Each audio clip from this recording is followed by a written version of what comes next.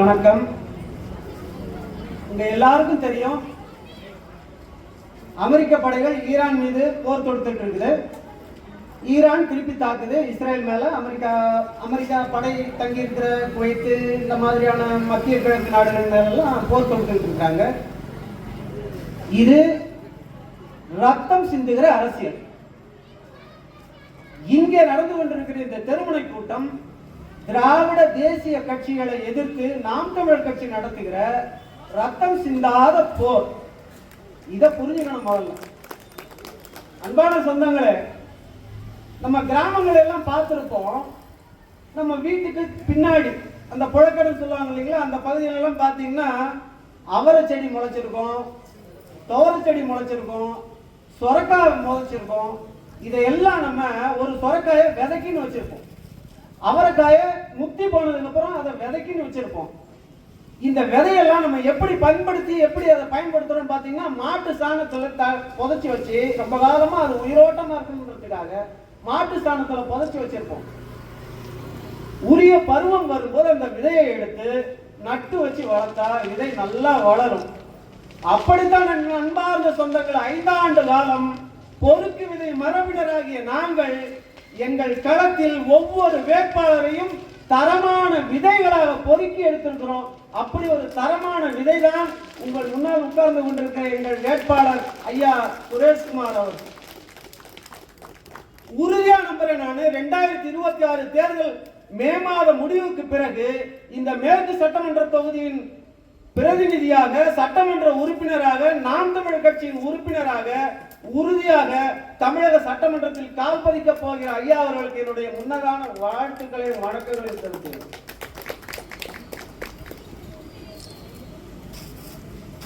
அன்பான சொந்தங்களே,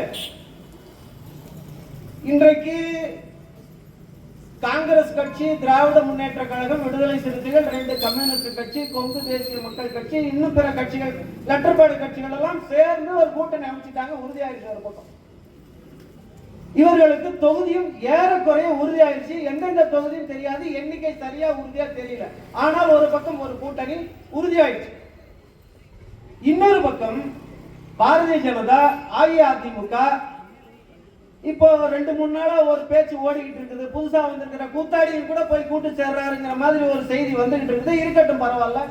அவங்களுக்கு இன்னைக்கு வரைக்கும் கூட்டணி உறுதியாயிருச்சா இல்லையான்னு தெரியல. இன்னும் 10 நாட்களில் தேர்தல் அறிவிக்க போறாங்க. ஆனால் நாம் தமிழர் கட்சி 234 தொகுதிகளிலும் நாம் தமிழர் கட்சியினுடைய வேட்பாளர்களை அறிவிச்சு வேலை செஞ்சுக்கிட்டு போனாங்க. ஆனால் மற்ற கட்சிகள் எல்லாரும் பாத்தீங்கன்னா வேட்பாளரா போட்டியிடுறதுக்கு எவ்வளவு கட்சிக்கு காசு கொடுப்பா, எவ்வளவு தொகுதிக்கு செலவு பண்ணுவோம், இந்த கணக்கை போட்டுக்கிட்டு இருக்கான். நாம் தமிழர் கட்சி உங்களுக்கு வேலை செய்வதற்காக வந்திருக்கிறோம். அதனால எங்களுக்கு கூட்டணியை பற்றி எவ்வளவு நோட்டு, எவ்வளவு துட்டு, அதை பற்றி எல்லாம் கவலையே இல்லை. நாம் தமிழர் கட்சி 234 தொகுதிக்கும் வேட்பாளர்களை அறிவிச்சிட்டோம். இன்னும் சொல்ல போனால் நேற்று மகளிர் தினம், சர்வதேச மகளிர் தினம். சிவன் மட்டும்தான் தன் உடலில் சரிபாதியை பெண்ணுக்கு கொடுத்தான்னு கேள்விப்பட்டிருக்கோம். அன்பான சொந்தங்களே, சீமானும் கூட இந்த நாட்டில் சரிபாதியை பெண்களுக்கு கொடுத்திருக்கான்.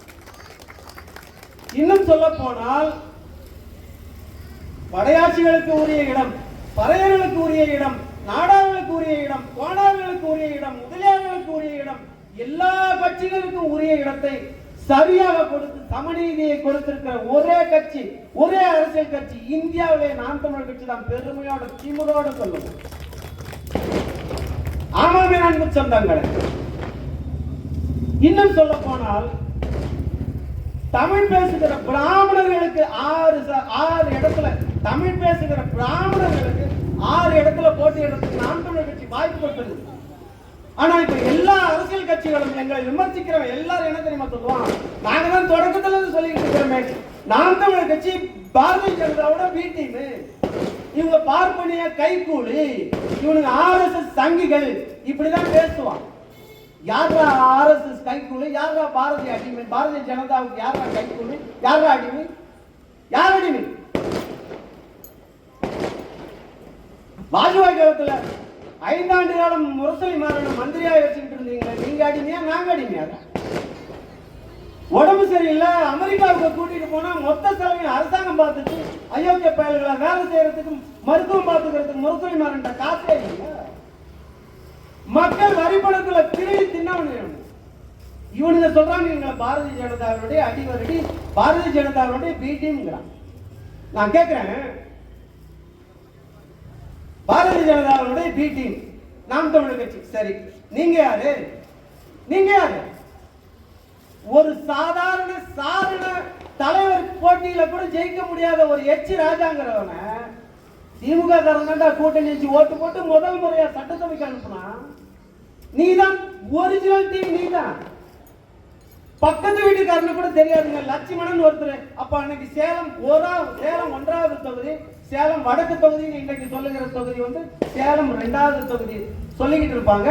அந்த சேலம் 1வது தொகுதியில போட்டிட்டு ஒரு லட்சுமணன் ஒருத்தர் பாரதிய ஜனதா கட்சிக்காரரு. அவர் குடியிருந்த வீட்டுக்கு பக்கத்து வீட்டுக்காரர் கூட அவர் யாருன்னு தெரியாதுங்க.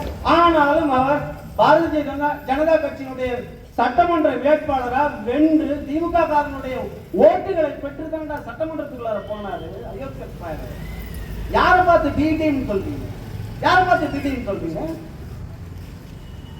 காக்கை குருவி எங்கள் சாதி பாடின பாரதியார் எங்களுக்கு அந்நியன் பார்ப்பனன், நாங்க தள்ளி வைக்கணும். ஓம்பால்ல இருந்து ஓடி வந்த கருணாநிதியின் குடும்பம் எங்களுக்கு உறவா? என்னடா கதை இது? எவ்வளவு நாளைக்கு இப்படியே மிரட்டி மிரட்டி மஞ்சள் குளிச்சுட்டு இருப்பீங்க? குழந்தைங்களுக்கு சாப்பிட மறுக்கிற அடம்பிடிக்கிற குழந்தைங்களுக்கு சாப்பிடலன்னா பூச்சாண்டியை குடிச்சு கொடுத்துருவேன்னு சொல்லி மிரட்டி மிரட்டி சோறு ஊட்டுற தாய்மார்களை போல நாம் தமிழர் கட்சி ஓட்டு போட்டீங்கன்னா பிஜேபி உள்ள வந்துடும், பிஜேபி பூந்துருவான். இப்படியே மிரட்டி மிரட்டி நீங்க பண்ணிக்கிட்டு இருந்த வேலையெல்லாம் இனிமே நடக்காது. முடிஞ்சு போச்சு, அது முடிஞ்சு போச்சு. 10 பாட்டு 8 தொகை 14 கீழ்கணக்கு பரிபாடல் இப்படி எண்ணற்ற கருவூலங்களை எல்லாம் எங்கெங்கோ ஓலைச்சுவடிகளில் இருந்ததை எல்லாம் தேடி தேடி அச்சு வாகனம் ஏற்றி ஊர் ஊராக ஓடி சென்று அச்சு ஏற்றி இந்த தமிழ் இனத்திற்கு மிகப்பெரிய கருத்து கருவூலமாக கொடுத்த ஊவே சாமிநாத ஐயர் பார்ப்பனர், அவரை நாங்க தள்ளி வைக்கணும்.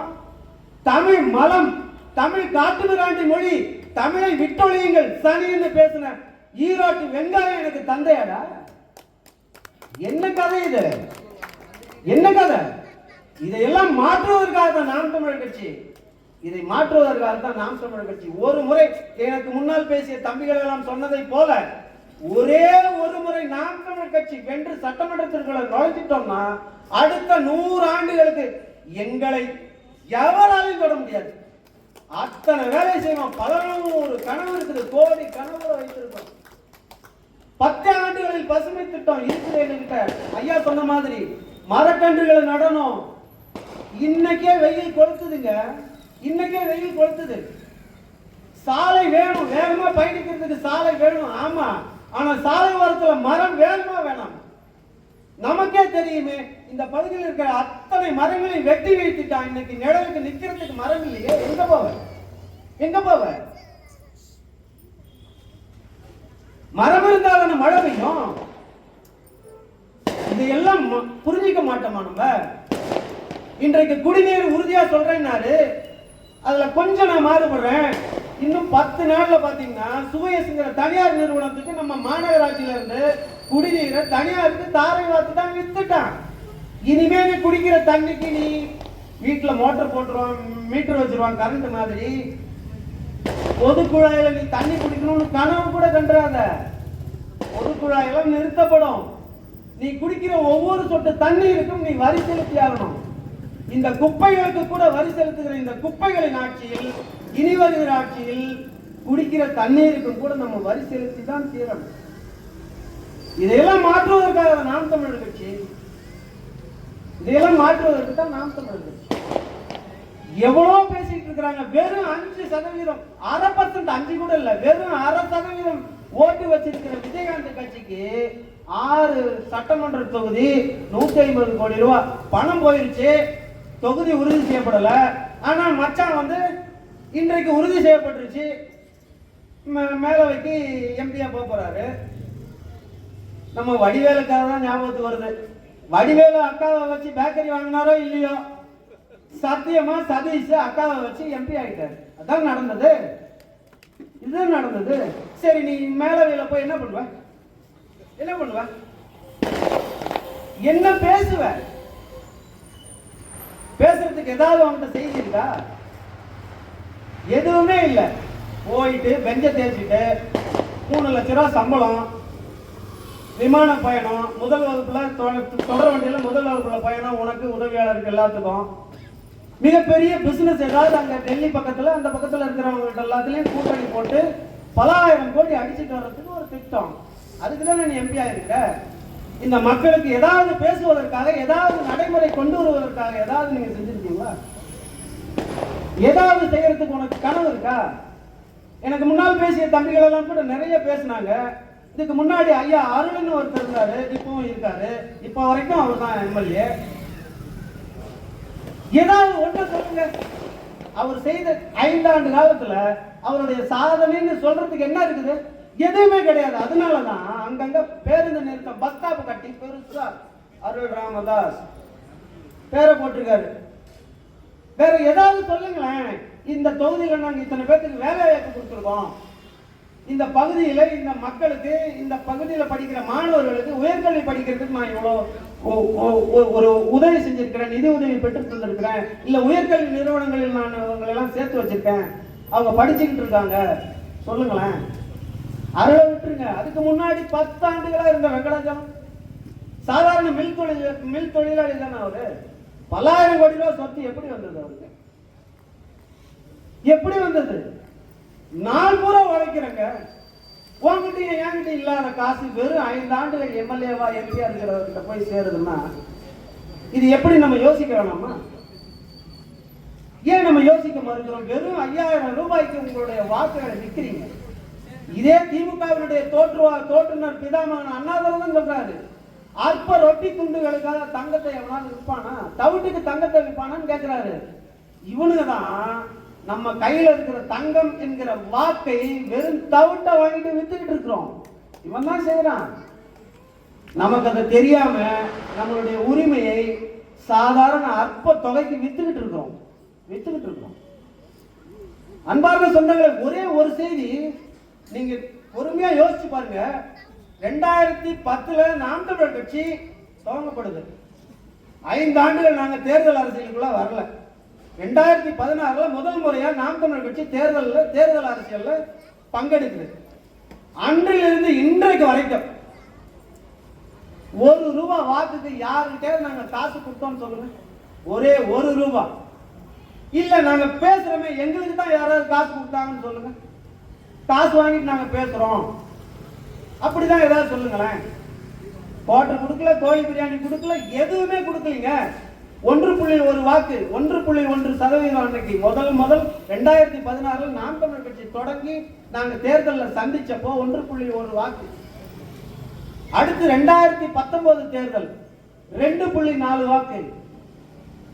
அன்பார்ந்த சொந்தங்களே, 2024 நாடாளுமன்ற தேர்தலில் 8.22% விழுக்காடு வாக்கை வாங்கி 3வது மிகப்பெரிய அங்கீகரிக்கப்பட்ட அரசியல் கட்சியாக பரிமாணம் பெற்றது நாம் தமிழர் கட்சி. யாருக்கிட்ட கூட்டணிக்கு போய் நின்னோம்? எல்லாரும் கூட்டணிக்கு அலையறான். எத்தனை கோடி கிடைக்கும், எத்தனை சீட்டு கிடைக்கும், எவ்வளவு நோட்டு கிடைக்கும், எங்களுக்கு அந்த மாதிரி எதுவுமே இல்லை. எங்களுக்கு தேவையெல்லாம் எங்களுடைய மக்களின் உரிமை, எங்கள் மக்களின் விடுதலை. அதை நோக்கி தான் எங்களுடைய பயணம். நீங்க எங்களுக்கு வாக்கு செலுத்துங்க, செலுத்தாம போங்க, அது எங்களுக்கு சிக்கலே கிடையாது.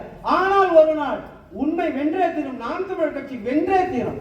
அன்றைக்கு இங்க இருக்கிற அனைத்து அவலங்களும் களையப்படும். அதுல நாங்க உறுதியா இருக்கிறோம். எங்களுக்கு முன்னாலே எங்க அண்ணன் திருமாவளவன் கட்சி தொடங்கிட்டாருங்க. அவர் கூட சொல்றாருங்க, எங்க அண்ணன் திருமா கூட சொல்றாரு, விடுதலை சிறுத்தைகள் என்கிற ஒரு கட்சி இருக்கிற வரை திராவிடத்தை எந்த கொம்பனாலும் தொட்டு கூட பார்க்க முடியாதுங்கிறார். நாங்க எதுக்குங்க தொடரோம்? தானா கெட்டு போறோம். நாங்க ஏன் தொடரோம்? ஏன் உங்களுக்கு என்னங்க சிக்கல்? மதவாத கட்சிங்கிறீங்க, பாரதிய ஜனதா கூட மதவாத கட்சிங்கிறீங்க. சரி, 2001 தேர்தலில் கடலூர் மங்களூர் தொகுதியில் பாரதிய ஜனதா கட்சியினுடைய வாக்கை வாங்கித்தானே நீங்க சட்டமன்றத்துக்குள்ள கால் எடுத்து வச்சீங்க. மறந்துட்டீங்களா? நீங்க எங்களுடைய உடன் பிறந்தவங்கிறதுனால உங்களை அதிகமா விமர்சிக்காம கடந்து போறோம். ஆனால் திராவிடத்தை வீழ்த்தாம நாம் தமிழர் கட்சி ஒரு நாள் ஓயாது. திராவிடத்தை திருட்டு திராவிடத்தை தேசிய கட்சிகளை ஓட ஓட திரட்டுகிற வேலை தான் நாம் தமிழர் கட்சி செஞ்சுக்கிட்டு இருக்குது. தேர்தல் அரசியல்லாம் அப்புறம், எங்களுக்கு தேர்தல் அரசியல்லாம் அப்புறம். ஆகவே நண்பார்ந்த சொந்தங்களே, எங்கள் ஐயா மிகச்சிறந்த ஒரு மக்கள் பணியாளர். அவரே சொன்னதை போல மிகவும் எளிமையானவர். அவரோட பழகி பார்த்தால்தான் உங்களுக்கு தெரியும். தொடர்ச்சியாக அவர் இந்த பகுதியில பரப்புரைக்கு வராரு. அவரோட பேசி பாருங்க, அவருடைய கனவுகளை கேளுங்க, அவருடைய திட்டங்களை எல்லாம் சாத்தியமானதா, அவர் சொல்றதெல்லாம் சரிதானா, செய்ய முடியுமா, நம்மளே யோசிச்சு பார்க்கணும். இப்ப தேர்தல் வாக்குறுதின்னு சொல்லுவாங்க. இல்ல இப்ப பாத்தீங்கன்னா 10 லட்சம் கோடி கடன் இருக்குதுங்க. 10 லட்சம் கோடி கடன், அதை யார் கட்டுறது? மாசம் மாசம் வட்டி கொடுக்குறாங்க. அது எத்தனை கோடி ரூபாய் வட்டியா போயிட்டு இருக்குது? யாருமே கவலைப்படுறதில்ல. ஸ்டாலின் திடீர்னு காலையில எந்திரிச்சு பார்த்தா வங்கி கணக்குல 5000 ரூபாய் வந்துருச்சு. சரி, யாருடைய காசு? அன்பார்ந்த சொந்தங்களை, பாலைவனங்களில் ஒட்டகங்கள் பயணிச்சுக்கிட்டே இருக்கும். அந்த இடத்துல பாத்தீங்கன்னா பாலைவனத்துல எங்க பார்த்தாலும் தண்ணி இருக்காது. ஒரு முள்ளு செடி, அங்கங்க குற்றி செடின்னு சொல்லுவாங்க, அங்கங்க புதர் மண்டி கிடக்கும். அந்த புதர் இருக்கிற முள் இருக்கிற மரத்தை செடியை போய் ஒட்டகங்கள் கடிச்சு தின்னும். அப்படி கடிச்சு தின்னும் போது அந்த ஒட்டகங்களின் நாக்கில் அந்த முள்ளு குத்தி ரத்தம் ஊறும். அந்த ரத்தம் அந்த செடியினுடைய சுவைன்னு ஒட்டகம் தவறா புரிஞ்சுக்கிட்டு தொடர்ச்சியா அந்த முள்ளு செடியவே தேடி தேடி போய் தின்னும். அப்படித்தானே நண்பார்ந்த சொந்தங்களை, உங்களை கடனாளி ஆக்கிய அதிமுகவுக்கும் திராவிட முன்னேற்ற கழகத்துக்கும் தொடர்ச்சியாக நீங்க வாக்கு செலுத்தி நம்மளுடைய நாக்கை நம்மளே புண்ணாக்கிட்டு இருக்கிறோம். அதை புரிஞ்சுக்கணும். ஆன முதலில் அதிகம் செலவானால் மானம் அழிந்து மதிகட்டு போனது எல்லோருக்கும் கல்வனாய் ஏழ்பிறப்பும் தீயனாய் நல்லாருக்கும் பொல்லானாம் நாடுங்கிற அவைப்பாட்டி. என்ன பொருள் தெரியுமா? என்ன பொருள் தெரியுமா? ஆன முதலில் அதிகம் செலவாக கூடாதுங்க.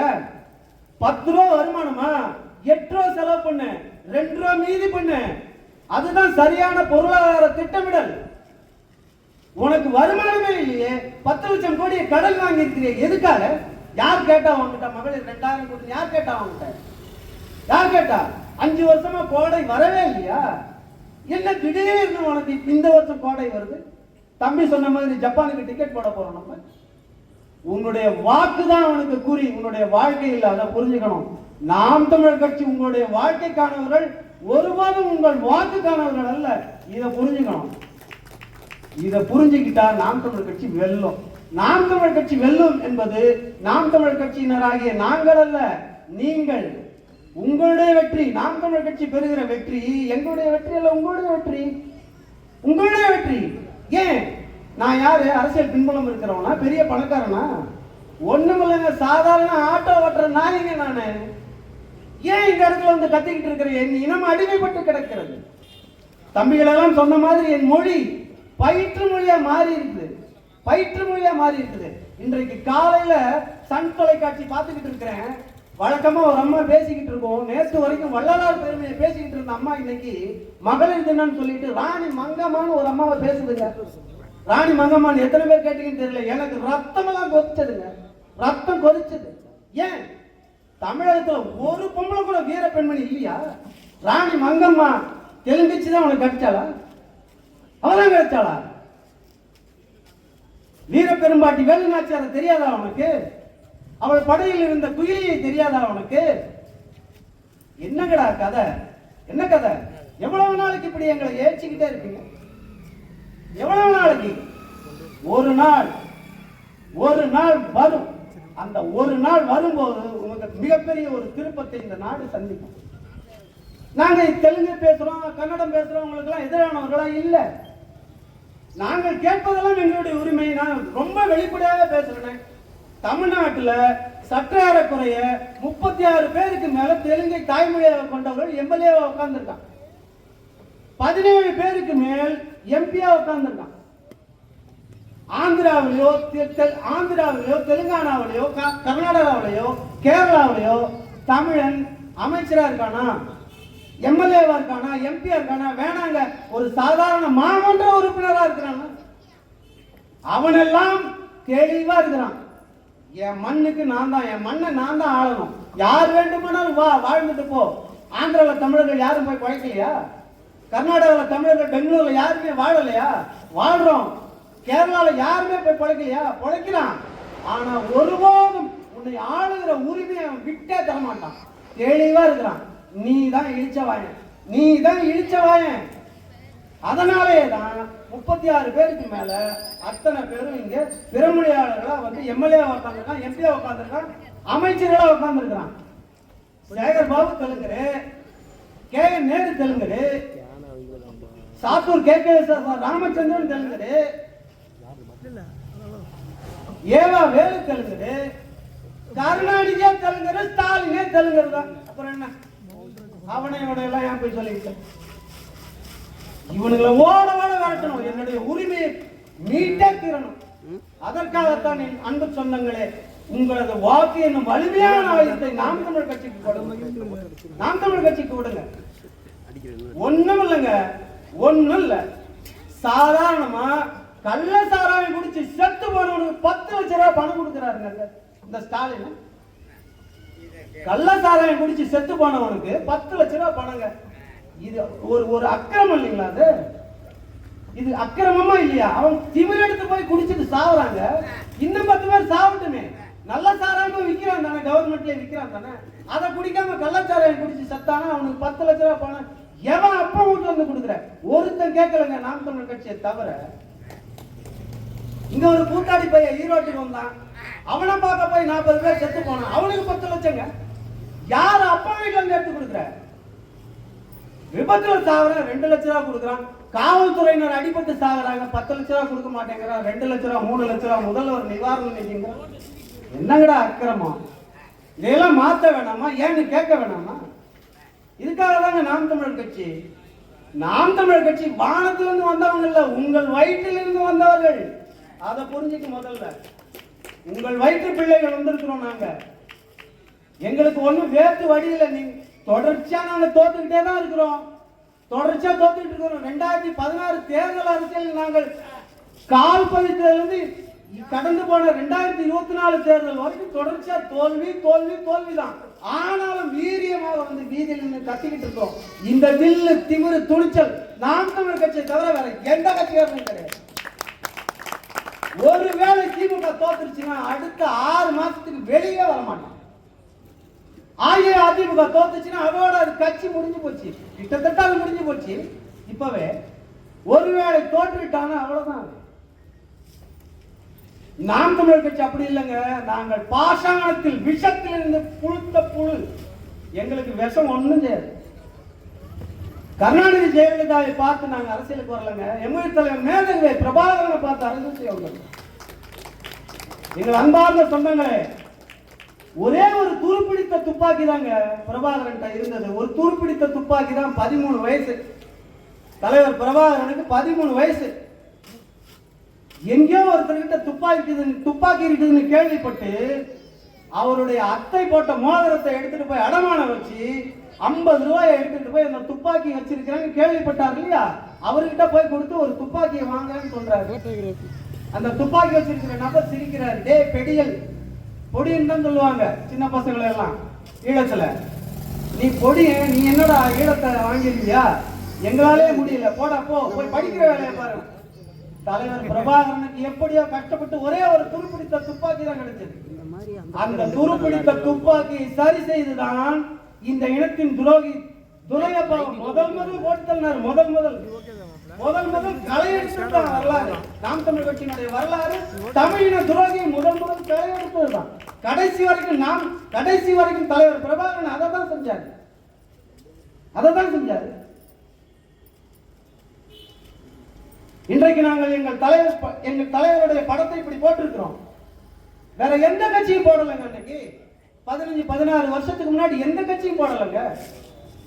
இன்றைக்கு கூட்டணி வச்சிருக்கிற ஐயா திருமாவளவன் ஒரு கூட்டம் போடுறாரு.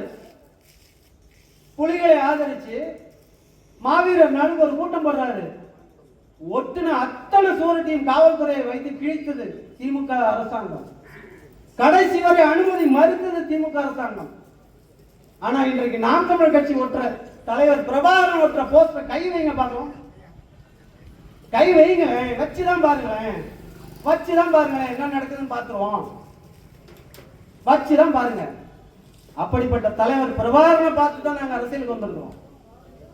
தலைவர் பிரபாகரன் வெறும் துருப்பிடித்த அந்த துப்பாக்கியின் துணை கொண்டு 20க்கும் மேற்பட்ட வல்லாதிக்க நாடுகளை, இந்தியா உட்பட, இந்த தேசம் உட்பட 20க்கும் மேற்பட்ட வல்லாதிக்க நாடுகளை தன் காலடியில் மண்டியிட வைத்த பெருமாவீரன் பிரபாகரன். சாதாரண நாள் இல்லைங்க, சாதாரண நாள் இல்லை. பிரபாகரன் சாதாரண நாள் இல்லை. இன்றைக்கு மீளத்துல போய் பிரபாகரன் சொல்லி பாருங்க, உச்சா போயிடுவான், உச்சா போயிடுவான். தலைவர் பிரபாகரன் பேருக்கு அவ்வளவு அச்சுறுத்தல் இருக்கு, அவ்வளவு பயம் இருக்குது.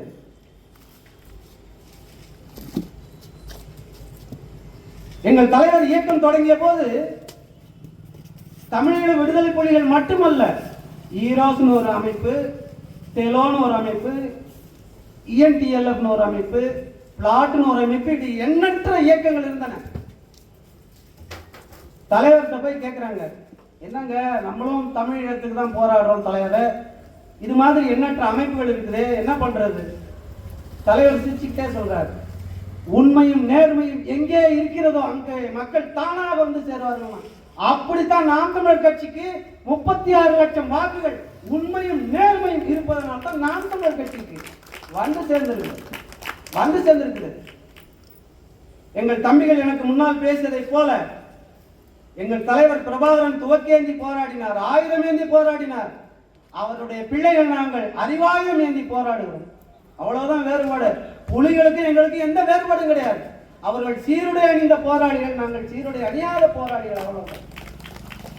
கொடியிலிருந்து கொள்கையிலிருந்து அத்தனையும் புலிகளுக்கும் நாம் தமிழர் கட்சிக்கும் எந்த வேறுபாடும் கிடையாது. நீங்க தயவு செய்து தனியா படுத்து தூங்கும் போது எவனோ ஒருத்தன் வந்து கத்திட்டு போனான், அவன் சொல்றது உண்மையான யோசிச்சு பாருங்க, அவன் சொல்றது யோசிச்சு பாருங்க. இன்றைக்கு இருக்கிற அமெரிக்க ஏகாதிபத்தியம் திருகோணமலையில கொஞ்சோண்டு இடம் கொடுங்க, எங்களுக்கு ஒரு சின்ன துறைமுகத்தை ஒதுக்கி கொடுங்க, 10,000 கோடியை கொட்டி கொடுக்கிறோம், 10,000 கோடியை கொட்டி கொடுக்கிறோம்.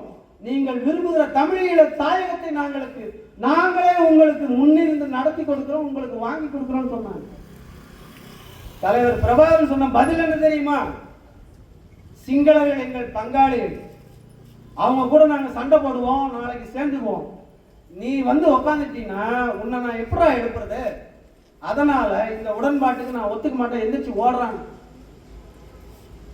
தலைவர் பிரபாகரனும் அவனுடைய படைகளும் இருக்கிற வரை இந்திய கடற்பரப்புல எந்த நாட்டு கப்பலும் வந்து நின்னது இல்லைங்க. 3 ஆண்டுகளுக்கு முன்னால் அமெரிக்காவினுடைய போர் கப்பல் சென்னை துறைமுகத்துக்கு பக்கத்துல வந்துருச்சு. அவனுடைய படை, எங்கள் தலைவனுடைய படை இருக்கும்போது எவனுமே பக்கத்துல வரமாட்டான். அப்படிப்பட்ட படையை கட்டி அமைத்தோம். அதனுடைய மறுவடிவமாகத்தான் நாம் தமிழர் கட்சி தமிழகத்தில் கட்டி அமைக்கப்பட்டிருக்கு. தொடர்ச்சியாக தலைவர் பிரபாகரன் வழியில் தான் நாங்க போராடிட்டு இருக்கிறோம். அம்மையார் பிரேமலதா விஜயகாந்துக்கு கொடுக்குற காசு எங்களுக்கு கொடுக்க மாட்டாங்களா? 8.5% வாக்கு வச்சிருக்கிறோங்க. எனக்கு முன்னால் பேசிய தம்பிகள் எல்லாம் சொன்னதை போல எங்களுக்கு ஒரு 40 சீட்டு கொடுக்க மாட்டாங்களா யாரும்? அதுல ஒரு 4 சீட்டு ஜெயிக்க மாட்டோமா? தேவையில்லை. தலைவர் பிரபாகரன் எப்படி கடைசி வரை இறுதி வரை உறுதியாக தனித்தேன் என்று போராடினாரோ அதை போலவே இறுதி வரை உறுதியாக இருந்து எங்களுடைய உரிமையை மீட்போம். இனத்தின் விடுதலைதான் எங்களுடைய இறுதி. தம்பிகள் சொன்னதை போல இந்த மொழி தாங்க நமக்கு கண்ணே மொழி தானே. ஏன் எங்க பார்த்தாலும் புற்றீசல் மாதிரி ஆங்கில வழி பள்ளி. சரி, நீ இங்கிலீஷ்ல யார் கூட பேசுவ? உங்க அப்பாட்ட பேசியா, உங்க அம்மாட்ட பேசியா, உங்க அண்ணன் வீட்டை பேசியா? பள்ளிக்கூடத்துல இங்கிலீஷ் சொல்லி தர மாட்டேங்கிறாங்க. ஆனா போட்டிருக்கிறான் எல்லா பள்ளிக்கூடத்திலும் இங்கிலீஷ் ஸ்பீக்கிங் கோட் இப்படி போட்டிருக்கிறான். அங்க யாரும் ஆங்கிலத்துல பேசுறதே கிடையாது, பேசுறது இல்ல. ஆனா பெருமை, மேய்க்கிறது எருமை. அப்புறம் என்னடா உனக்கு பெருமை? என் பிள்ளை எங்க படிக்க தெரியுமா? ஆங்கில வழி பள்ளி. சரி, ஆங்கில வழி பள்ளி படிச்சு இங்கிலாந்துல போய் வேலை செய்யுமா? இங்கதான் வேலை செய்யணும், அப்புறம் எதுக்கு ஆங்கிலம்? இந்த அந்நிய மோகம் என்கிட்ட இருக்கிறத விட உன்கிட்ட இருக்கிறதா உயர்ந்ததுன்னு நம்ம நினைச்சுட்டு இருக்கிறோம் இல்லையா? இந்த எண்ணத்தை மாற்றணும். இந்த எண்ணம் தான் தவறு. அதுதான் உன்னையும் என்னையும் அடிமையாக்கி வச்சிருக்குது. இதை மாற்றுவதற்காகத்தான் நாம் தமிழர் கட்சி என் அன்பார்ந்த சொந்தங்களை, இனிவரும் காலங்களில் தொடர்ச்சியாக நாம் தமிழ் கட்சிக்கு துணையாக இருங்கள். உங்கள் வாக்கு என்னும் வலிமையான ஆயுதத்தை எங்களுக்கு தாருங்கள். உங்களுடைய எதிர்காலத்தை சிறப்பானதாக மாற்றி அமைப்போம். உறுதியாக வெல்லுவோம். நன்றி, வணக்கம். நாம் தமிழர், தமிழ்த்தாய் வாழ்க. தலைவர் பிரபாகரன் வாழ்க.